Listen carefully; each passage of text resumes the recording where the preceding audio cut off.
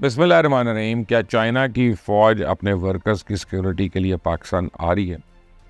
क्या पाकिस्तान चाइना का मुतालबा तस्लीम कर लेगा? इमरान खान की फाइनल एहतजाज कॉल का मकसद क्या है? अलीमा खान को मैदान में क्यों उतारा है? हुकूमत की हिकमत अमली क्या है? हिमालय से बुलंद, समुंदर से गहरी और शहद से मीठी पाक चाइना दोस्ती को इस वक्त एक चैलेंज का सामना है और इस सी पैक के मुस्तकबिल का सवाल है। यह पाकिस्तान की सफारती सलाहियतों का इम्तहान है। एक अरसे से हमारी मईशत दुश्मन के निशाने पे है। हमारी सियासी हालात अबतरी का शिकार हैं और इसमें कोई शक नहीं है कि चाइनीज़ वर्कर्स का तहफ़्फ़ुज़ हमारी जिम्मेदारी है। उनकी सलामती को यकीन बनाना हमारा कौमी फरीज़ा है। लेकिन हकीकत यह है कि हम अपनी जिम्मेदारी को अदा करने में नाकाम रहे हैं। कराची वाक़े के बाद चाइना का मुतालबा है कि अपने वर्कर्स की सिक्योरिटी का बंदोबस्त अब वो खुद करेगा और अब वो अपने वर्कर्स के लिए अपनी सिक्योरिटी दस्ते पाकिस्तान भिजवाना चाहता है। चाइना को पाक फ़ौज की सलाहियतों पर शक नहीं है, लेकिन पुलिस की कारकर्दगी पर उसको शदीद एतराज़ है। कराची में जिस जगह खुदकश बमबार ने चाइनीज़ शहरियों को निशाना बनाया, उस जगह की सिक्योरिटी पुलिस की जिम्मेदारी थी। तो चाइना ने कराची हमलों के फ़ौरन बाद हर सतह पर अपने तहफ़्फ़ुज़ात का इज़हार किया, लेकिन हमारे वज़ीर ख़ारजा मामले की संगीनी का इदराक ही कर सके। तो अब मामला शायद सफारती सतह से आगे निकल चुका है। अब रियासती सतह पर इसका हल तलाश किया जा रहा है और यही वजह है कि बाकू में होने वाली कॉन्फ्रेंस में वज़ीर आज़म शहबाज शरीफ चाइना के नायब वज़ीर ख़ारजा को ये यकीन दिलाते रहे कि पाकिस्तान चाइनीज़ वर्कर्स की सिक्योरिटी पर कोई समझौता नहीं करेगा। पाक फ़ौज के chief of staff lieutenant general Uwais Dastgir भी बीजिंग गए।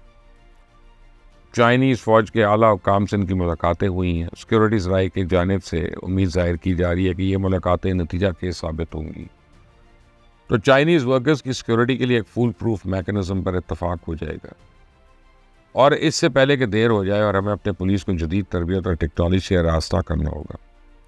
सिक्योरिटी की फराहमी के लिए पुलिस के रवायती तौर पर तरीके तो नहीं अब चलेंगे। तो इस वक्त हमें अपने सिविल इंटेलिजेंस निज़ाम को बेहतर बनाने और इसे मजबूत करने की ज़रूरत है। वफाक और सूबों की सतह पर नेक्टा को फ़ाल करना होगा, वरना सी पैक पहली साजिश का शिकार था तो अब यह नाअहली की भीड़ चढ़ सकता है। रियासत में बात तो हरगिज़ नहीं भूलनी चाहिए। रियासत को ये बात तो हरगिज़ नहीं भूलनी चाहिए कि 9/11 के बाद अमेरिका यहाँ दहशतगर्दी के खिलाफ जंग करने आया था और इस जंग का खुमियाजा हम ब्लैक वाटर और रेमंड डेविस की सूरत में भुगत चुके हैं। अमेरिका खुद तो यहाँ से रफू चक्कर हो गया, लेकिन आज हम भी दहशतगर्दी से निपट रहे हैं। चाइना के पाकिस्तान में अपनी फ़ौज भिजवाने का मुतालबा रियासत के तदब्बुर का इम्तिहान है। मुझे पूरा यकीन है कि रियासत इस इम्तिहान में सुरखरू हो जाएगी और कोई ना कोई दरमियानी रास्ता निकलेगा जिससे हमारी खुद मुख्तारी पर भी आँच नहीं आएगी और चाइना का मुतालबा भी पूरा हो जाएगा।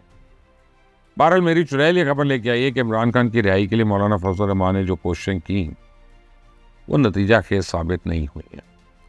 ताकतवर हलकों की जानिब से साफ जवाब दे दिया गया है कि कानून अपना रास्ता लेगा। मौलाना की इन कोशिशों की खबर मैंने पिछले हफ्ते दी थी, लेकिन मौलाना ने इस पर कोई रद्द-ए-अमल नहीं दिया।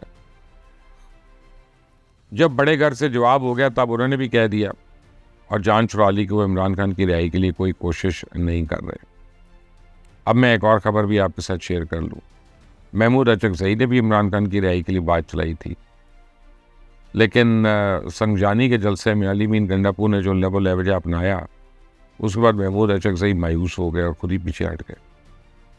तो इमरान खान ने अब फाइनल एहतजाज के लिए 24 नवंबर की कॉल तो दे दी है। मेरे दोस्त नाजरीन को कोलीग जो हैं सब मुझसे एक ही सवाल पूछ रहे हैं कि अब होगा क्या। लोग जानना चाहते हैं कि क्या वाकई इमरान खान को रिहाई मिलेगी।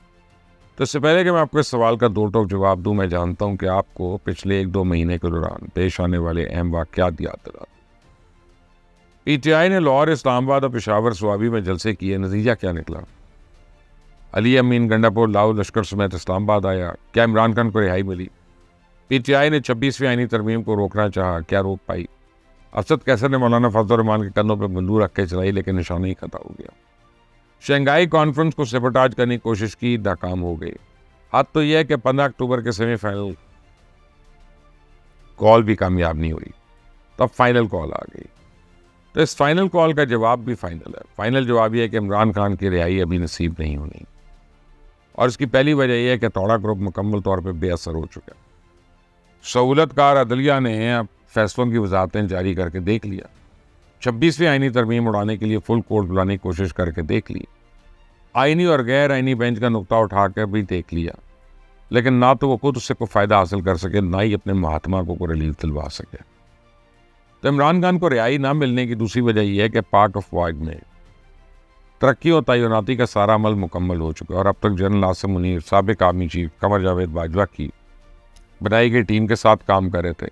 अब नई टीम आ गई है और ये team army chief general Asim Munir की टीम है। तो पीटीआई जिस तबादले का बड़ी शिद्दत से इंतजार कर रही थी वो नहीं हुआ। जनरल फैसल नसीर बदस्तूर अपने ओहदे पे मौजूद हैं।